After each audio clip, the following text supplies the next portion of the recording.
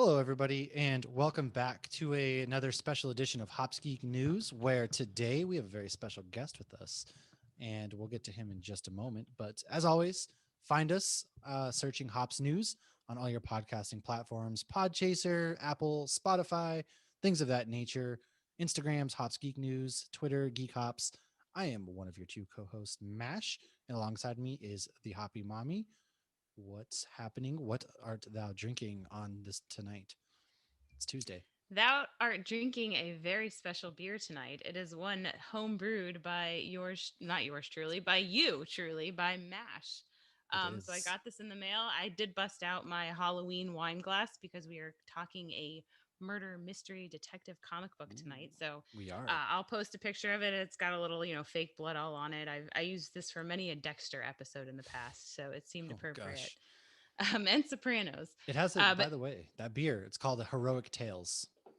it's actually quite fantastic. I am very impressed. It might be because my last homebrew was utter garbage, but I mean, this is great. It poured great head. It looks beautiful. It tastes like beer. I mean, what else do you want from a homebrew? It's actually really good. I am impressed, Matt.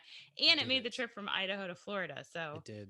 It did. I got a kudos to future in the you. biz. I don't know if there's any breweries out there who just, you need up and coming starter. What's up? That was the first one ever made. So, future in the biz, Yep. kid. I'm not drinking a homebrew. I have one left. The wife says I can't brew anymore until I finish that one. So I guess I should have finished that. But I chose from Sideward Brewing that you happen to have been at today. It's called Probably Yep. Nobody. I'll show it to the cam here. A little spooky horror theme. Because again, we're talking some really exciting things today. It's an imperial stout with coconut, cocoa nibs, vanilla, and almonds. So that's what I have. But Yeah, enough that about beer's us. fantastic. We have a very special guest tonight here to talk about his comic book that by the time this comes out, it's out 2 days ago. So everywhere you can get comic books, we'll talk a little bit more here. But Frank, how are you doing? How are you tonight? Thank you so much for coming on our show. Thank you for having me on. This should be fun. And Lauren, I'm disappointed. I wanted to hear some crazy story about how you got your glass drenched in blood. About Oh somebody my God, you're tipped totally you off right. in line and decided to just ooze out their blood along the edge of the glass. But if it's fake, I guess that's okay Well, that's what I tell people. It's fake. I'll give you the real story when we're off air. too. Yeah, It so was self defense. That's all I'll say. we have Frank Martin, who is a published author, and also he has a comic book called The Last Homicide that is out now. Here to talk to us about that. However, before we get into that, let's talk a little bit about the things that you have written because you're a horror writer, and I love horror books. I'm a little bit of an everything writer, but Yeah, horror definitely kind of came easier to me. So I guess as far as my published works go, that's kind of where I started. As when it comes to novels, I was a big blockbuster kid, so I would just go down the rack of the horror section. It was either horror or sci-fi. There seems like there oh is yeah, no other section that you could put stuff in. So yeah, I would go down, just rent one movie after another. It didn't matter what it was because I just needed to check them all off the list. And so I've always been in the horror mindset, and it's a natural genre for me. yeah. Do kids even know what Blockbuster is anymore? Because I can tell you that many of Friday nights were spent getting Chinese food, and then I go next door and, like you said, you just go down the wall of just. It was so big to 9, 10-year-old me. You're just looking up at this wall of movies of awesomeness, and you just don't Yeah, get that anymore. it was weird. They had like the new releases, and of course they had the new releases as in like the blockbuster movies that we saw in theaters. But then they had so many obscure movies. They were like Yeah. new movies. They're new, but you've never heard of them before, and you don't really see that even with all the streaming services. It seems like you got to go out of your way to find something Right. that's new that you never heard No. of Yeah. with unknown. You have to get recommendations. It's all word of mouth now. Yeah. But I mean, my oldest is 17, so she's actually been in a blockbuster. But I probably, if I asked my 8-year-old, I don't think she would know. No. Like you But there's a just. movie on Netflix right now called The Last Blockbuster. There is one left. I think it's in Bend, Oregon. It is. It So is. I've been trying to go out that way because it's like the mecca of craft beer as well. Well, I hear all the time that I haven't seen that documentary. I want to see it, but I hear all the time that there's one in Alaska. Was that, I guess, did that close down? Oh. They always called that one the last because the internet was I so don't know. spotty out there that stuff like Netflix and other streaming services weren't available all the time. So this one blockbuster was always in business. I don't know if that's I don't either. different than, I guess we'll I don't find know. out. Maybe there's maybe there's two left. But Well, I my kids think only know about It's the second to last. my kids only know about Blockbuster because there's a Walgreens there now. So every time I go to that Walgreens, I have to remind them that it used to be a Blockbuster that I went they're to. like, "Why is Dad Nice. rolling tears in the car right now?" And you're like, "You guys just don't understand what this meant to me and what it was." It was Or in such a Captain culture. It was such a there is in Captain Marvel too, but it was such a culture of like grabbing a movie, grabbing those buckets of popcorn that they had like stuffed in the Yeah. bottom, and then they And had the the candy, they had the candy. deals, and then you always timed it exactly right where you could watch the movie and you return it before the late fees started, and then get the next movie. So it was, I don't know, it was a whole rental culture was a whole new thing that it was an just gone. experience, you know, like it was an event and it was an experience. And you don't, what am I scroll Netflix, I scroll, you know, Disney Plus for how many hours now to find a movie, and it just doesn't feel the same because you're on your couch and you're like, what do you want to watch? I don't know. You don't feel like you have to make a choice. Whereas when you're at the movie store, you're like, I'm leaving here with something. I don't care what it is. Right. And Yeah, at least you're burning calories too, walking up and down the Yeah. aisles rather than sitting on your couch. It's the same thing as kind of going to the comic book shop, because yeah, you can have your iPad and just kind of click stuff and get it, but there's something about just going up and down the aisle and scanning the titles and picking stuff Or out even- that way. Right. Yeah. Or even asking for recommendations. Like I've, you know, when I go to the comic book store, I'll be like, hey, you know, like they know what to give me. They know what to suggest. They know what I like. And so, yeah, it's the same kind You of also, thing. yeah, you used to build that repertoire with like your Blockbuster crew that they could just give you the recommendations. And you definitely, Netflix doesn't know me. Like clearly they don't know me with some of the recommendations I know they their give me. suggestions are always garbage, and then your kid goes in there and watches Umi Zoomy on your account, and then it's all messed up. Yeah. Or, you know, you get my kids are watching on Disney Plus Descendants or like this other zombie movie, and it's just, this throws off the whole algorithm. Okay. I want to watch Mighty Ducks, not Descendants. Okay. We have all separate Netflix profiles, and when I go to my profile and it's like, do you want to continue watching Bridgerton? I'm like, Sarah, you need to No. stop watching Like my no, profile. I do not. I don't like. I never Anyway. started Bridgerton. I don't need to finish it. What is a Bridgerton? I have no idea. I don't know, but people honestly keep talking don't. My about wife it. watched I don't either. My wife I think my watched it. I daughter don't. watched it. She's something in my about wife introduced me to a whole new genre of like historical romance. I'm like, how many shows are there? Maybe 2. There's like 70 different historical romance that I would have never like otherwise they're all heard. the same thing, but different characters. Well, I've heard it's historical, but it's current. I I don't know Couldn't what that tell means. you. I'll ask. I'm going to ask my wife, and I'll get back to you all on that one because I have Okay, no I'll idea. ask my daughter. You ask But, your wife, and we'll reconvene. We didn't come here for Blockbuster or Netflix, though. No, We came here we didn't. to discuss your comic book. So before we get into that, what are some things that you've written, and then also like what got you, like how did you start writing, and how did you find that passion? So on the comic book front, some of my recent stuff is I'm a big Kickstarter guy. So Last Homicide is going to be exclusive Kickstarter for the time being. My last 2 campaigns was last year, last October, I launched a book called The Macabre Motel, which was a one-shot Twilight Zone inspired horror book. That's kind of like a guy stops at a motel full with a bunch of weird people, and he goes and they don't let him leave. It's kind of a weird book. January, I launched a sci-fi adventure book called the Polar Paradox, which is kind of like a deep sea divers in Antarctica are on like a rescue mission. So that's a 2-parter. The second part is going to be launching after The Last Homicide in a couple months. And yeah, I've always enjoyed just writing in general. You know, when you're in middle school, or I should say elementary school, teachers assign like a creative writing project, write a 2-page story, and all the kids write their story and they have a good time doing it. And then the teacher, okay, now let's go on to the next lesson. And I'm like, no, but I want to do another one, you know? So I would just do it on my own after that.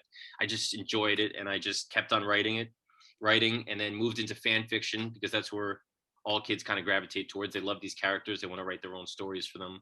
And then I moved into my own original works, and this is all prose. Like I didn't write any comics.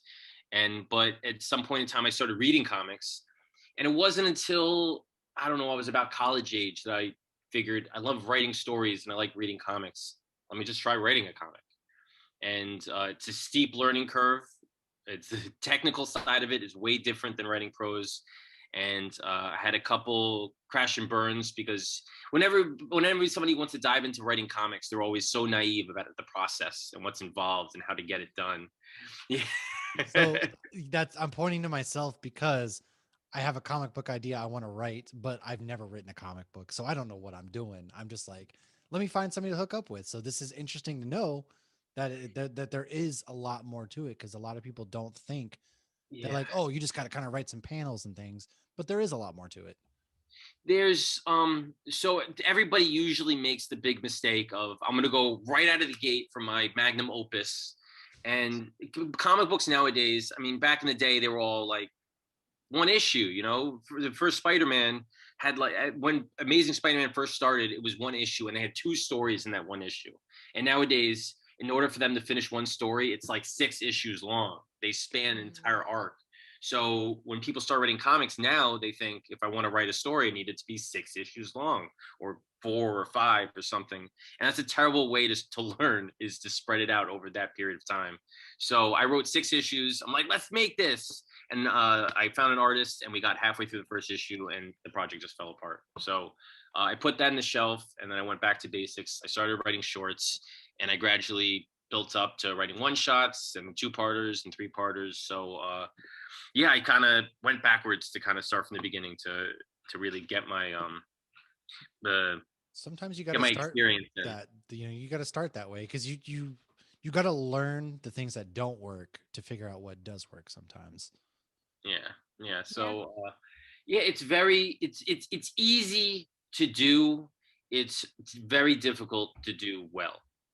Anybody could kind of just describe what to write in a panel, but comic book writing is all about resource management. You got X amount of pages, you got Y amount of panels on those pages, and you need to tell a story. So you can either have a fight scene last 6 pages, or you could have a fight scene last 1 page, and you have to decide which one is right for this particular story. And you got to time page turns to keep the reader interested. You want to end on a little bit of a cliffhanger if you got a series, because you want to make sure it's on the right story beats. So there's a lot of planning involved. Yeah. And so for doing comics, do you guys kind of like, it's kind of like a movie, right? Do you do storyboards, things of that nature, kind of planning out your way to get to these points, or how does that kind of work for you guys? So the way I work is I typically write a synopsis, just basically a play-by-play event of whatever the issue is or particular story, and then I break that down into a page breakdown where basically it would be the exact same synopsis. I'll just break it out line by line as far as what's going to happen on every page, and then I use that as essentially an outline for a script. And I'm an absolute terrible artist, so I don't. Some writers will storyboard out the comic itself for their artist, because they could kind of sort of draw, but I have no skill whatsoever doing that. So I kind of skip that process, and very rarely do I actually draw something on a page. Only if it's like a crazy page layout and it's super hard, difficult to describe, and I might as well just draw. Or no, one thing I do definitely do is I take a lot of pictures of myself in various poses. My wife would be my photographer. Like if I need a certain expression and I can't find a reference online of someone taking this expression, you'll find a bunch of random pictures of me just kind of like making weird faces. Oh, There's like a whole Love to see collection on your your camera computer. roll. It's just like Yeah. you in various poses that somebody like happens to stumble upon one day. what the hell is going on Like, here? what is Like, this? This this is guy not wants what to I be was an looking for. Instagram model. You got to do what you got to do, man. Especially when you want things to Yeah. look a particular way. Especially because only you kind of have that in your mind, right? Like you know what you're trying to go for, and sometimes it's easier to do those poses. It's easier to kind of like play it out versus say it, because a lot of people just don't get it when you're saying it. Right. And I'm a only you visual have it learner, in your anyways. your head. Yeah. Yeah, And I mean, you look at Disney, they're going to draw Lion King. They brought an actual lion, so it's good to have an actual frame of reference even yep. when you're changing it. So, no, that makes perfect sense. And with anything art, like you say you're not an artist, but writing is an art, and Oh everything yeah, in art takes so much longer than people realize it does, and so much a lot of work sweat, as well. Yeah. tears, yeah. And that's one of the main things that I've learned, difference between writing prose and writing comics, is that with comics it's a team. It's not just your art. In a sense, I'm crafting the story, but I'm using the artist as a filter for me to bring that comic to life to the reader. Whereas when I'm Mhm. writing prose, I have a direct shot to the reader, so it's entirely my creation. Yeah. I have to share a little bit of the spotlight when I'm writing comics. I mean, I can have an idea of how it's going to look in my head, but I'm going to take the back seat when it comes to visual storytelling because I've worked with a whole bunch of artists who really know what they're doing. The way to make a reader's eye go across the page the way you want it to. That's just, I mean, Right. I could plan it out, but when it comes to actual creation, it's one skill that I'm not that good at. So I would definitely it, turn to them and take their advice as far as what it's going to look like, regardless of what I want, because you got to try. Mhm. Why else would you work with an artist unless you're going to trust them? No, Right. And for that's sure. one of the beauties of comics is like the picture tells almost as much as the story as the words do. Yeah. Yeah. So So how do you find your artist for each? Do you just kind of like put something out there each time, or how do you pick kind of like who you want to work with every time? So in the beginning, when I was first looking for artists, I would post online, basically the type of project that I had, and I would ask people to submit samples if they were interested. And I quickly learned that that's not the best way to do things because there's so many artists out there looking for work that you'll be like, I'm looking for samples of artists that love doing horror, and you'll get a bunch of people that saying, I'm a great cartoonist. You're looking to work with me? Like that's not what I asked for. So No, that's not at all it. I you'll don't get want Calvin and Hobbes. you'll get completely swamped with people that are just throwing out resumes, just looking to get work. So the best way to do it is to kind of stalk groups on Facebook or other social media and wait for people to make those posts, and then go and look for samples that you're looking for Oh, that kind of mix and Okay. match. And also, I've been doing this for a couple of years now that I kind of know so many artists just through yeah. sending out random friend requests or just chatting in various places that when I'm writing something and I need to look for an artist, I'll immediately have somebody in mind. Even it might not work out. It might be fun. I might have to look for somebody else. But yeah, I have a whole mess of artists in my mental Rolodex to kind of choose from at this point. Oh, that makes sense for sure. So kind of where do you draw the inspiration then from? Like each one's kind of a different story. Like the Last Homicide is kind of that callback, right? To your classic detective film noirs almost. It's kind of how I felt. You got Mm-hmm. the detective who's young and aspiring, and then you have the detective who they're throwing a retirement party for. He's too old for this Yeah, shit. like it's my last day. This is my last job, kid, kind of deal. Well, what I wanted to do is I wanted to take a whole bunch of various tropes and mash them together to kind of create my own version of this story. Because I've always loved this genre, but in today's day and age, you don't really see a whole lot of true detective pulp stories like this. Oh yeah. They're always mashed with something else. I took as you said, the retiring detective and the new up and comer. I mean, that's a little bit of a homage to Seven. We had Morgan Freeman Mm. and Brad Pitt. Fantastic What's in movie. the box? Yeah, that's a detective noir film, but it's definitely meshed together with psychological horror. And Mm-hmm. one of my favorite movies is Who Framed Roger Rabbit, which is kind of the same thing, but it's thrown together with comedy and That's a cartoons. So it's perfect movie. yeah, I could watch that a million times. So Underrated, I think. It's a classic. Yes, well, absolutely. so there's so many of these kind of genre mashups at this point where we're taking tropes but we're taking them in new directions of either fantasy or horror, something like Dark City that's kind of neo-noir. We're playing around and we're experimenting. I wanted to extract that and basically bring it back to its roots and do it just a straight up hard-boiled detective story, which is kind of what we got. Yeah. But I love that you mashed it up. Like once it got to the mafia, I've always been big into that stuff. I was like, oh, that adds a whole new element to it. Because then you have the cops, and it's why they're so jaded because they're dealing with the mafia. But then it's so weird because when you're watching those, detective cop things, like you're rooting for the cops, and you want these guys to succeed because you love them. But whenever there's something mafia, you always end up rooting for the bad guys in that. Even what was the movie with Johnny Depp, Donnie Brasco? It's like he was an undercover guy who became a wise guy, and you were still rooting for him as the wise guy. You didn't want him to turn in his friends. So Yeah. you have these two genres that you kind of root for the that person, even when they're breaking bad, so to speak. So I especially love. I don't know how many spoilers you want to give, but I felt like once you open up the whole mafia thing, it just was like, there's so much potential to go so many different ways and so many different things, and I loved that. Yeah, I'm a huge mafioso guy. I love how did I just draw a blank on this? Oh, Carlito's Way is another one. Okay, Oh yeah, yeah, yeah, yeah, yeah, yeah. yeah. Where you're rooting for Al Pacino so much, but he's a gangster. You know, he wants to get out, and of course, Goodfellas, Casino, and then you got Classic, yes. stuff like Sopranos. It we love to watch that stuff. I mean, but these are bad guys, but at the same time, it's such a Are they alluring kind of bad world. Hmm. guys? It's a very attractive world that they're in, regardless of how ugly and dirty and It is. just Yeah. downright not good that it's But you that's see the been. good guys become jaded because the bad guys are so jaded, and it's just they kind of feed It's like off an of each other.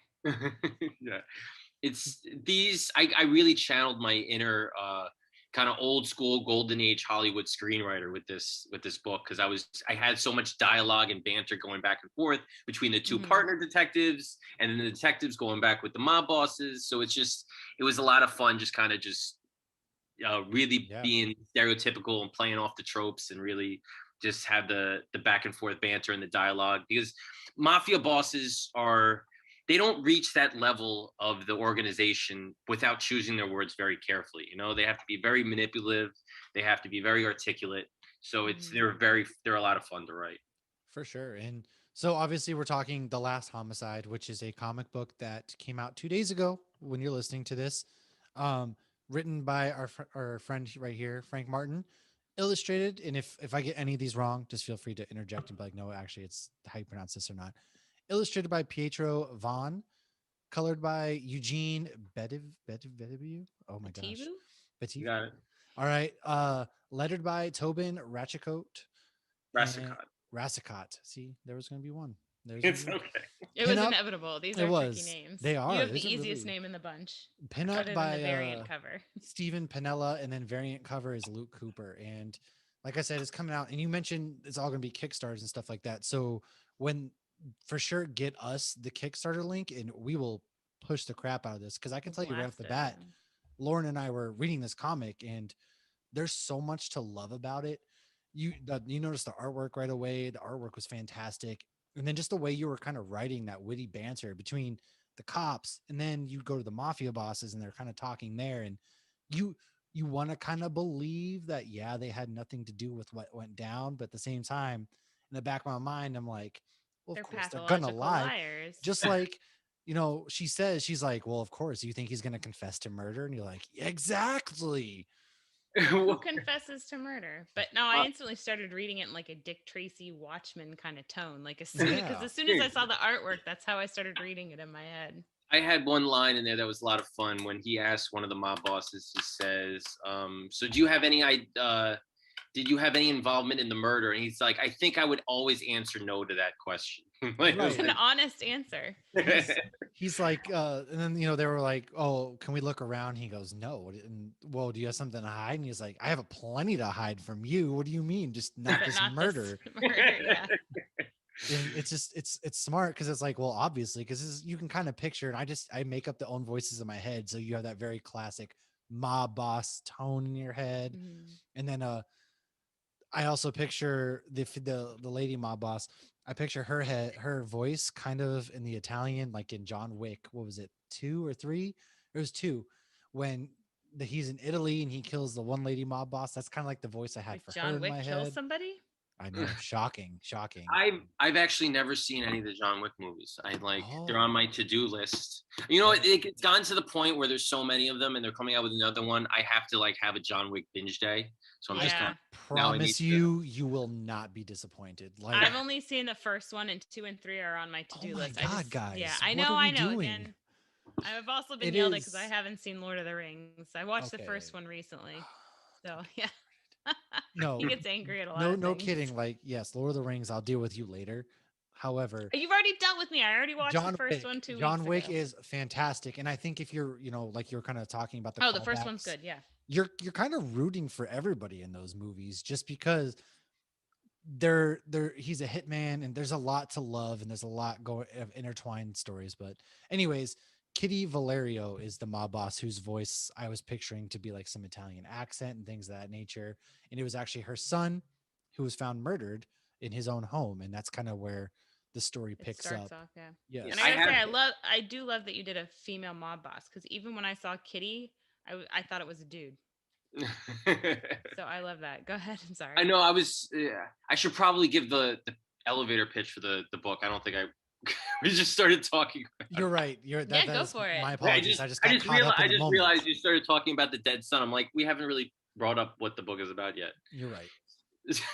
It's about So someone's dead son. yeah, so and I have to point out that it's a grown up son. It's not like I killed some kid at the beginning of the book. Oh God, that is good to put That out is there. I very didn't true think because of we don't that. need There people are being no like, you dead killed children a in this book. child? Look, he's like 25. All right. Come on. He's not a Right, child. you lose a So lot of the audience when you do that. He's the a millennial. the premise of the book is a mob boss's son is murdered, and there's these two mob bosses in this very corrupt city, and these detectives had to figure out who killed the son before the mob bosses start a war. And the lead detective is about to retire, so this is his last homicide, his last case, and he has to solve it. Otherwise, the city's going to tear itself apart before he retires. So that's kind of the Yeah, premise. We're gonna have absolutely. a The Valentine's Day classic, massacre. yeah, the classic, mob versus mob. They're taking each other out. They don't want to And go to the mattresses. so it's a fictional city. You said that you were from New York. Did you kind of have New York in mind when you were writing this, or was it just kind of all these different mob cities kind of blended together? You know what? I like when I write, I like to make things timeless. And I think the best way to do that is to number one, never really include any pop culture references. It's not like Oh yeah. my characters never go eat at McDonald's, or they don't. So I kind of remove specific names from my stories. And I kind of did this the city as well. I didn't want to put it in one specific city. I kind of want it to be a timeless city, kind of everyman dirty city, like we see what's the Dick Tracy city that they're in all the time. I forget what it's called. Oh man, I can't remember the name. I'll look it up in the meantime. But yeah, I like kind of doing that, setting a fictional city, but at the same time, a lot of the visuals you can see references to New York, Chicago. There's some Miami in there too. Oh yeah. It's kind of so it really pulls on that noir kind of pulp feel to it when we do location shots and we mix around the different architectures and the different locales. It Right, takes and you place just in named like all this. California. That's where Dick No, Tracy. maybe It's I was wrong. California. It's a city resembling Chicago. So Yeah, I all was gonna the say it's. when you Yeah. do think kind of these movies, you think big city though, like Chicago, New York. They kind of are like one and the same in your head. You can take tones from every single one. Also, it helps to when you set these fictional cities, it helps to set the stage for a truly corrupt city, because in no city is so corrupt that the police are just going to really bend to the whim of every single mob boss that's there, Oh yeah. so by setting it in a fictional setting, it allows you to get a little bit of it allows you to bend realism a little bit Mhm. to that kind of feel to it, to that atmosphere that these cops really aren't in charge at Yeah. all. So you've mentioned kind of the play on you have the old cop kind of going back to like Seven, things of that nature. Now for the mob bosses, we have Don Franco and we have Kitty Valerio. Did you have kind of some inspirations for them in mind, or just kind of your traditional mob bosses from each end of the spectrum? I think I played off a whole lot of different stereotypical mob boss things. One of my favorite sequences in the book is they go see Don Franco at a Italian restaurant. I And love he- that too. Yeah. and he's As eating a bowl of pasta, and the way we played it off is when he's talking to the cops, we progressively get closer and closer to him eating this big bowl of spaghetti. So it's like you get this grimy kind of disgusting feel to it as he's chewing it up. So yeah, I played off of a lot of tropes and stereotypes, and I like doing that, especially when you have an original story, because it feels familiar but new at the same time. Yeah. right. Yeah, it gave me a major Sopranos vibe because they're always shoveling their faces full of Yeah, pasta. he's eating Yeah. the pasta there. He's twirling his fork and he's basically like telling them off at the end. Now, very classic kind of mob boss there. That always takes place in a restaurant of some or Well, they're food, not little dudes. I mean, they're all pretty big, pretty big dudes. They eat a lot of carbs. And I like that his name was Don too. You just cut straight to the chase. He's a Don. His name's Don. He's a Don. And so they throw the surprise retirement party.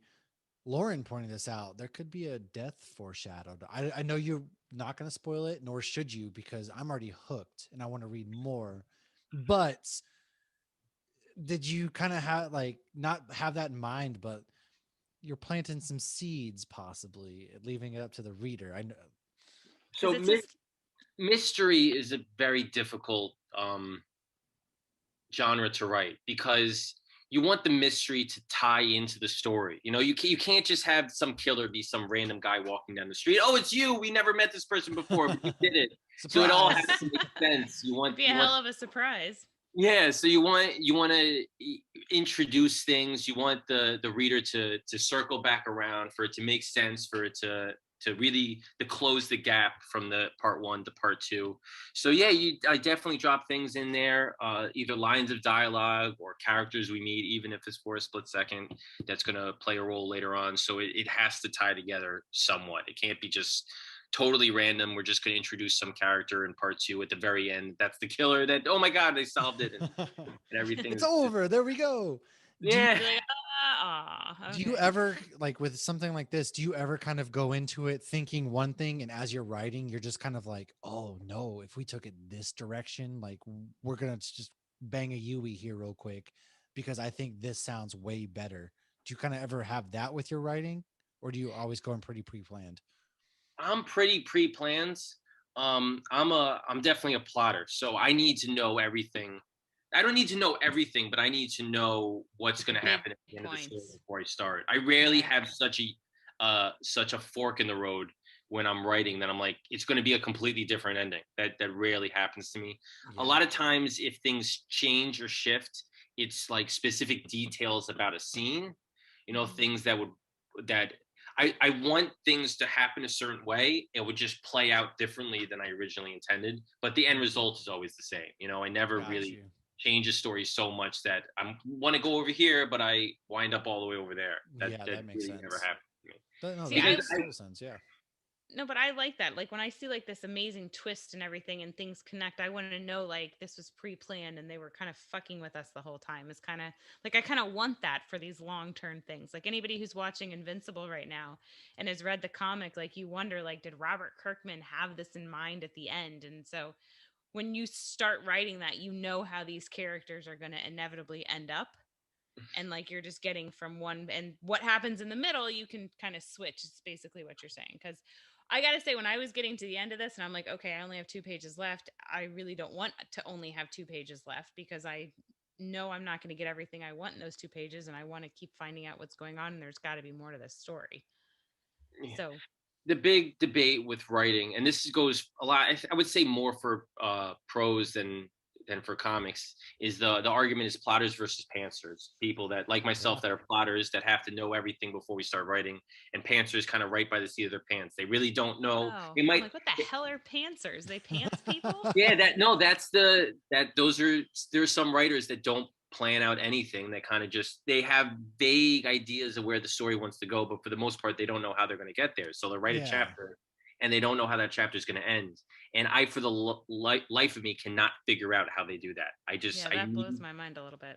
I need to know, because sometimes when I'm writing a novel and I'll get to 75% of the way through and I realize I can add a specific detail, I'm like, but I didn't mention that in the beginning. So I have to go back like 20 chapters earlier and insert a line to tie it all together, because that's how anal I am with my output.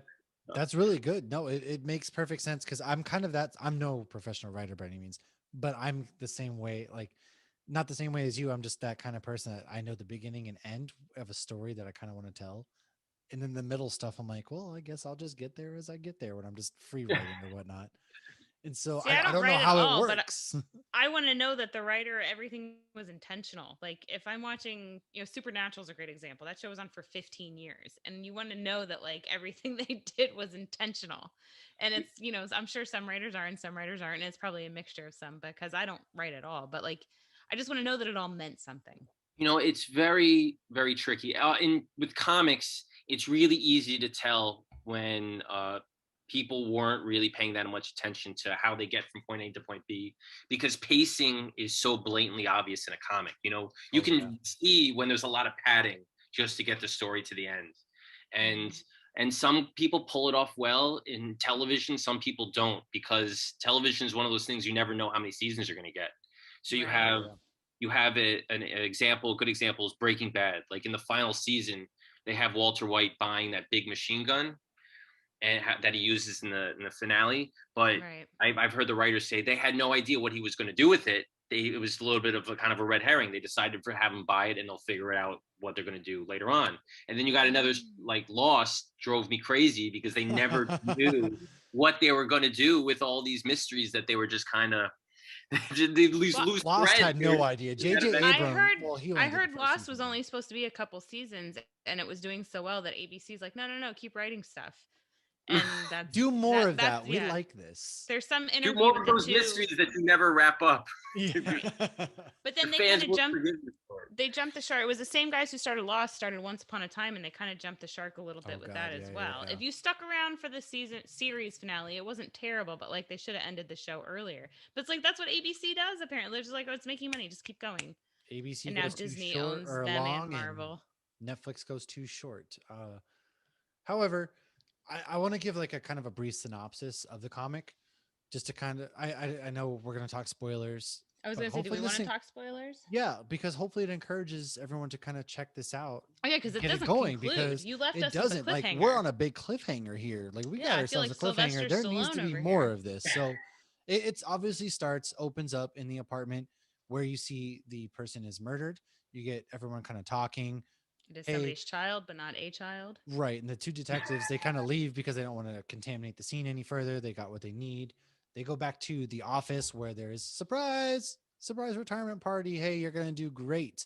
Things of that And nature. nobody's eating the cake. Nobody will eat the I cake love that because because he's too that's fat. so His real wife wants him life to too. lose weight. Oh, I'm Yes. diabetic. I'm on a diet. Nobody wants to eat the fucking cake. You're just at the office and it's like, you can eat that piece. And well, no, I'm on this diet. And that things that I'm like, God, that's so relatable. That's just so relatable.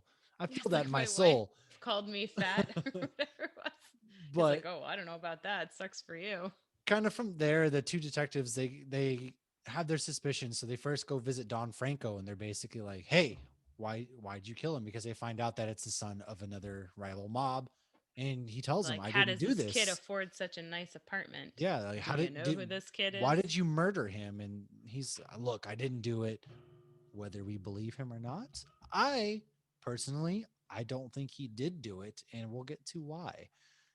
We from there, they go and visit Kitty Valerio, kind of ask her, and she's really heartless. She's like, I have a lot of emotions. My son just died. Of course, this isn't a good day. And she's yelling at the rosebush gardeners, like, this isn't the right rose. My son just died, essentially. Come on. No, it's not a rose. It's some other like Fla- pretty flower. And I yes, you're actually right. You're really totally like that. right. She goes, you think I want to look at these? I don't remember what they were. Pretty flowers. You probably do because you wrote it. But You know what? I like. It's funny you say that because I'm like, I need a pretty flower. Can I Google flowers that don't belong at funerals? Like you writers just Google the most random thing. I think it's a sunflower or something. It's some sort of flower. I don't know. I just yeah, went she's like, I roses don't want to look at these automatically. sunflowers when I'm Yeah. mourning. And You so know what? red roses, I mean, yeah, look at Batman, Kiss from a Rose on a Grave. Like red roses can be very romantic, It's but my they are jam. See. Yeah, also yeah, but fun facts: mournful. there are not that many flowers that are not appropriate for funerals. Apparently, you could buy any flower for a Any funeral. flower works for a Good to funeral, know. apparently. The more you know. And so they go and visit her, and she wants to just bury her son. And then she wants to go and kind of start this mob war, She which is feels what the cops vengeful. don't want to happen, because then you have a war on their hands. And my man's just trying to retire. He just wants to quit. There's kind of that scene where they're talking in the car, and he's like, I just want to get out of here. I'm so jaded. We do all this, and for what? There's nothing. We don't get anything out of our job. It never ends. Essentially, he's Right. talking to the young guy like, you're so full of life, but you'll see that this is just a thankless job, essentially. And I do want to say real quick though, I think a very important part was the son was not in the mafia, the son that no, was murdered, yes, because that is a, a big thing. And with mafias, Italian mafias, you usually don't fuck with family. You see, and other kind of, Mexican Families off cartels and whatnot. And limits. everything I know is pop culture. I don't actually have any actual knowledge. I know You're this not from the actually years into I spent mafia, trust me. undercover trying to blow up the Gambino crime family. This is what I learned. Right. This is what I learned from watching stuff. Yeah, you usually try not to fuck with Italian mafia family members. Other stuff, like you watch, if anybody who watches Ozark knows, they will easily fuck with family members. Yeah. And that's the Mexican cartel. But yeah, so this kid wasn't in connected at all. He was doing his own Man's thing. just Of course, living he his was still life. getting money from mommy. But so that was the more so reason, like, why would they kill this kid? Okay. Yeah. And so they then decide to head back to the apartment because they've got no leads. We have no idea. Don says he didn't do it. Kitty's pretty sure he did it. We're about Say to have it wasn't me. we have a war coming pretty much. And so then they run into somebody that's in the apartment who knocks them down, and the young cop starts chasing after him. He is too slow as he jumps down the fire escape. Too slow. But then he finds a shell casing. Uh-oh. And it Dun, came from the dun, gun of a cop. dun. And so that's kind of where we leave off on this cliffhanger, that this gun casing came from the gun of a cop. And so now you're left wondering, is there a dirty cop? Did somebody steal a cop's gun? What's going on? Who's really behind this? And that's where we get left off. And I need Was more. it I need The more. Last of this. Detective? I'm gonna write the sequel. Is gonna be the first homicide. Mm. Ooh. No, So is it going to be like a prequel? It's gonna be a Cain and Abel story. It's gonna be a retelling. Oh, I saw that you do that. Like you had I don't know if you're kidding or not, because I saw on your website you have like Noah's Ark and stuff, like a modern day Yes. Noah's Ark. My first comic series. So going back to the beginning of the discussion, when I wrote all those short stories, I compiled them together. It's basically an anthology series called Modern Testament, where I take Yes. characters or stories from biblical mythology, and I retell them in a modern setting. So like angels and demons. Apparently, whenever people see that, they think I write religious stories, and I'm like, no. If you're religious, don't read this. It's not. I mean, if you would call Lucifer on Netflix a religious show, I guess maybe. So it's the same thing. They just see those words, angels and demons, or things of that nature, and like I really treat it as a mythology similar to like Greek mythology or Aztec mythology. So it was a lot of fun. It's a fun series to write because it's all standalone stuff. None of them interconnect at all. So I'm able to just kind of dive right into a story, and they're short. Some of them are 5 pages, some of them are 12 pages, but each one is like I'm starting a brand new project from scratch with a new art team. And yes, I did do one story that involved Cain and Abel. So good catch. Yeah. Well, I mean, the whole Cain and Abel concept is very interesting, because it's like, did they know what murder actually was? I mean, all of it. I mean, I hate to say this, I feel like we're going to get shit for it, but yeah, it's Greek mythology, it's Roman mythology, it's Aztec mythology, it's Christian mythology. Nobody actually knows what happened, but it is a very interesting concept, because for so many people, it's the first documented murder. Yeah. And what all? I mean, did Cain just go crazy and kill Abel? Like, what happened? Was there more to it? So the story that I did for them was I did a crossover with another indie creator who writes a book called Hollow Girl. And the way this book works is she basically becomes possessed by murder victims to take revenge on their killers, and she's like a vessel for them to do that. So I use Cain and Abel, where Cain, who's immortal, is in modern day, and Abel takes possession of her to get revenge on her brother, and that's the story. So it was that I actually really liked that story. It was a fun story to write, to see them kind of interact after all this time. Nice. Do you get overly attached with any of your characters that you write? Because you always hear sometimes certain authors are like, oh, I intended for them to die, but I just became so attached to this character that they have other plans to them, things of that nature. Do you kind of find yourself the same way? No. You're just kind of like, guess what? You're just a kind character. of a blunt answer. If you're dying, you're dying. No, I like that. I do like it. I appreciate that. You know what? I write so much that my mind bounces around between so many different stories all the time that it's hard for me to grow so much affection to one character that I'm just not going to kill them off.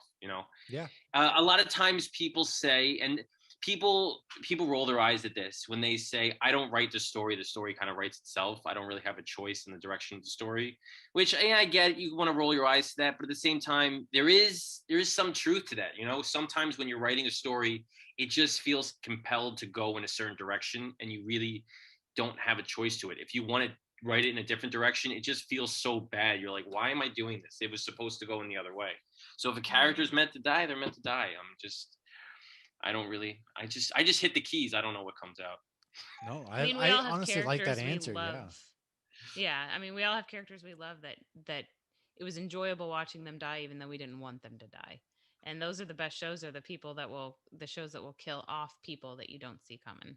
Yeah. Yep. I mean, at some point too, you want to not do things for shock value.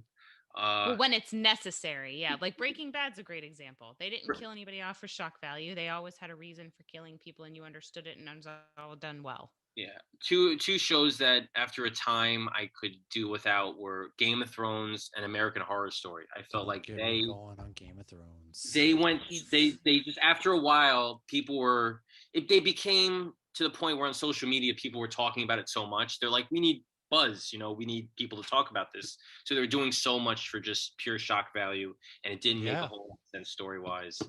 And yeah, I try to avoid that.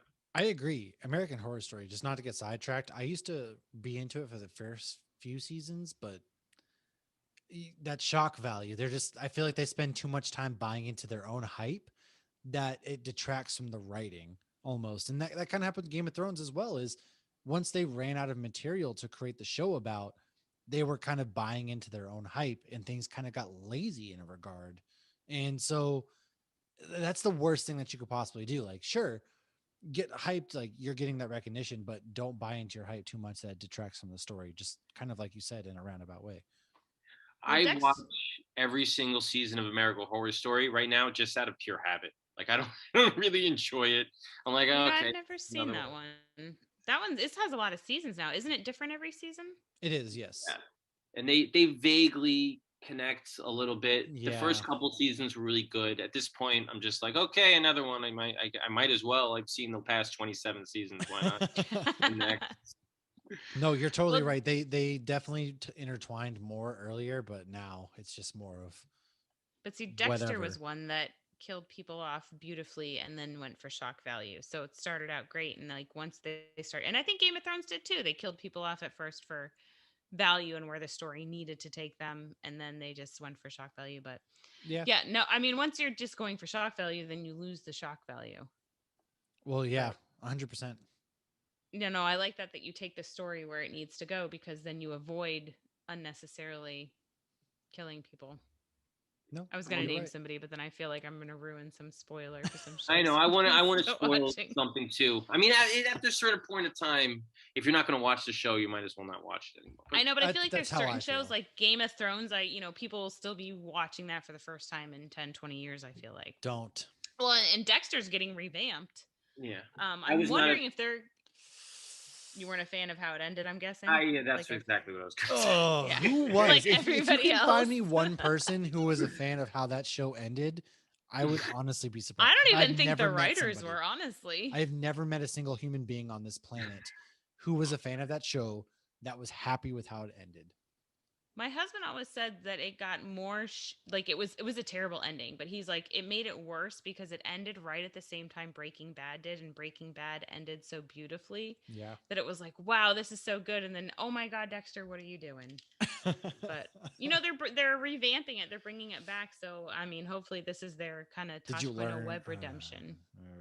I don't know. Well, I guess the writer who wrote early on in this season is coming back for this revamp, and his, I guess, original, but he said what his original, I think we mentioned it early on. His original intention was to have Dexter die by lethal injection or something like that. I don't remember exactly, but it ends with John Lithgow.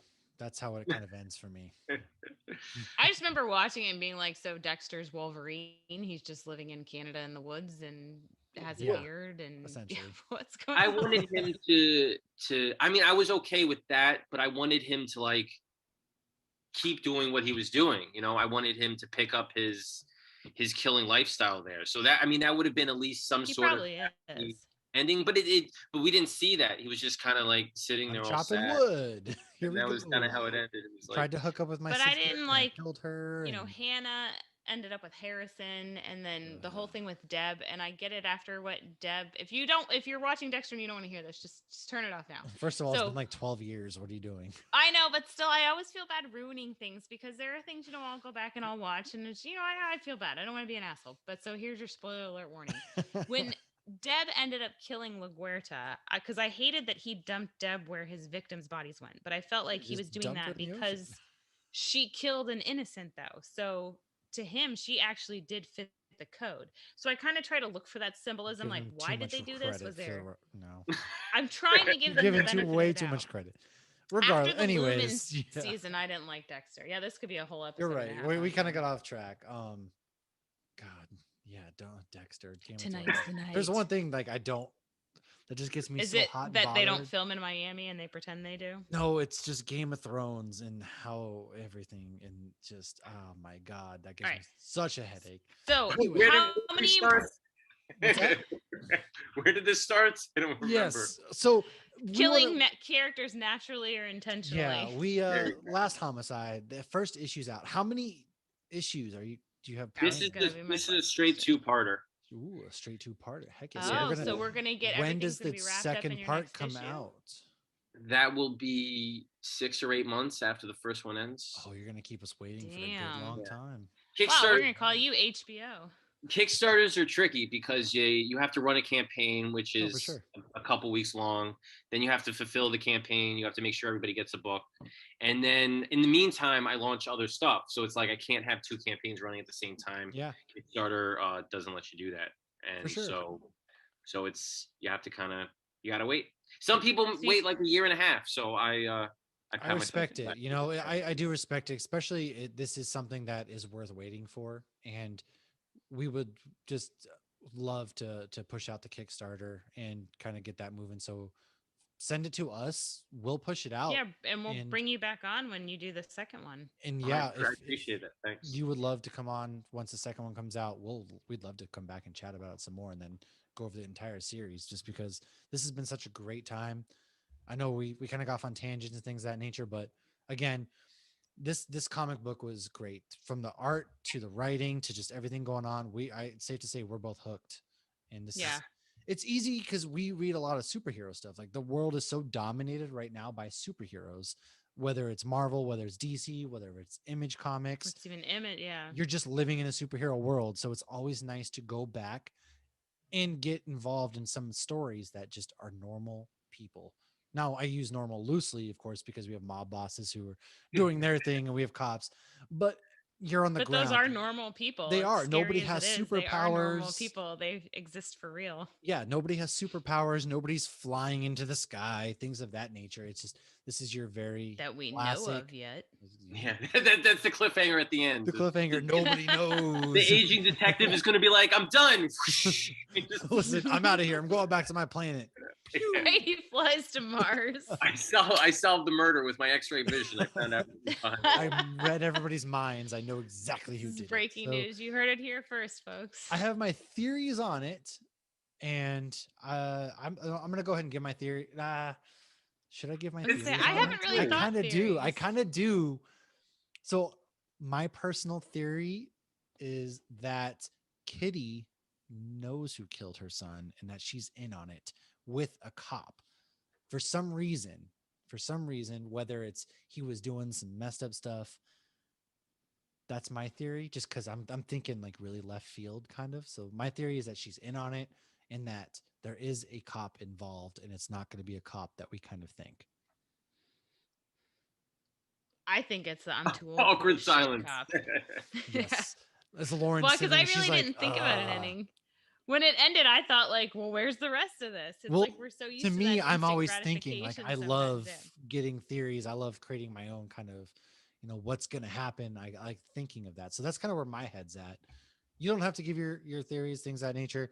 That's just what I'm thinking. Me or I guess him? you. Because I don't want to give his he's not going to theories. spoil it. And I wouldn't want him to, because I'm very excited when the second part comes out to read it, just to see, how far off I was, like WandaVision, how far off we were. Oh my God, we were. We were if you go back and not listen to right our WandaVision whatsoever. predictions, Not a And thing. I will say I do still think that I did have a theory that they cast Evan Peters to fuck with us, and I'm standing by well, that yeah, theory. the director pretty much was like, I like the Iron Man 3 spin, and that's why I chose him. So Ugh, don't the get me started on that Mandarin. either. That's kind of where I'm at. Frank, is there anything that you would like for us to know? Anything that we didn't touch upon? Where can we find you? Where Get can the we phone. find you? Plug yourself, talk yourself up. This is it. Sure. I'm very easy. I'm Frank the Writer. So franktherewriter.com is my website. I got a whole bunch of free comics and stories on there if you want to sample what I got. Twitter, Instagram, and Facebook, same thing, at Frank the Writer. And Last Homicide launches April 6th. It's going to be on there for 3 weeks. And if you even glance anywhere on my social media, you'll see kind of links and me pushing it along. So Yeah. if you're into some people don't like crime noir detective stories, but if you like it a little bit, give it a look. Yeah, we're gonna push it out, and I'll tell you right now, the links will be up. This comic, when you're listening, has come out 2 days ago, and it's a phenomenal comic. Make sure you check it out. Seriously, it's a nice kind of breath of fresh air, I like to say, in the world of superheroes, like I was saying. So, really appreciate you coming out and talking with us. One last question: was Frank the Writer an homage to Frank the Tank from Old School? Uh, might be. You know what? It's funny you say that because my college yearbook, my quote in it was that old school quote when he says, "Frank the Tank is gone, baby. He's never coming back." So it might have been on my mind. Definitely might have been on my mind. It is. It's easy to remember. Frank the Writer. That's all you know. It's simple. It sticks with you, but simple is good. And so we Well, really, again, sorry. funny story, right, real quick. Frank the Writer was taken on Facebook. I had it on Instagram. I had it Twitter. I had the website. I'm like, I need it on Facebook, and it was some guy had it, and somebody Never told me a used little it. somebody told me a little Facebook trick in that if somebody has a page and they don't post on it for a long period of time, you'll contact Facebook and they'll yank it, and they gave it to me. So Hell that's yeah. how I I got it. mean, look, if you're gonna have a Nice. name and you don't use it, it's true. In this case, if you don't If you use don't it, you use do it, lose it. you lose In this it. case, There you go. That's a little Facebook hack. If you want a specific username on Facebook and somebody has it but they're not using it, um, Facebook looks out for their own, I guess. And so the one absolutely. instance. The one time It's Facebook actually does something good. Yeah. So really appreciate you coming on again. You can find our episodes weekly. This episode has been a lot of fun to record. I just want to say shout out to Ian, Lauren's friend, whom I have not met yet, for sending this delicious beer. It was amazing. I got tasted just like coconut. Tastes just like coconut. I don't like coconut normally. So Sideward Brewing, thank you. Everybody, if you're looking for us, you know where to find us. And Lauren, do you have any parting shots before we depart? I'm about done with your homebrew, and it was fantastic. Yes. I And can't wait to yes, brew I mine. absolutely love this comic. Like Matt said, I love all the superhero comics, but it is fun to mix it up. And I love mafia stuff, and I love detective stuff. And I don't like the real, true forensic files. I like to be in fake murder. So I really like this, and I look forward to finding out whose shell casing that was. So I'm very Yes. excited. So, and Same. maybe it'll come out around Halloween, a little bit after. We'll see. But I look forward to it. And you guys will probably see us on our socials. I'm going to be picking up a couple of the books that you have written because I love kind of that genre that you write. So I'm going to pick up a couple, and so be on the lookout for that. And thanks again for joining us. And Yeah, the Kickstarter's new feature has add-ons. So I have a whole bunch of my back catalog on there. So if you hear something we're talking about that you like and you want to pick up Last Homicide, you can add on to your pledge, and I'll send them over to you. awesome. Be on Nice. the lookout for that. We are going to be pushing the Kickstarter Wicked Had, as I like to say, because I am from Boston myself. So it'll be out everywhere you can find it. And thank you everyone for listening. Cheers. Cheers. Adios. This has been a Hops News production. You can find Hops News on all your favorite podcasts and social media platforms at Hops News. Cheers.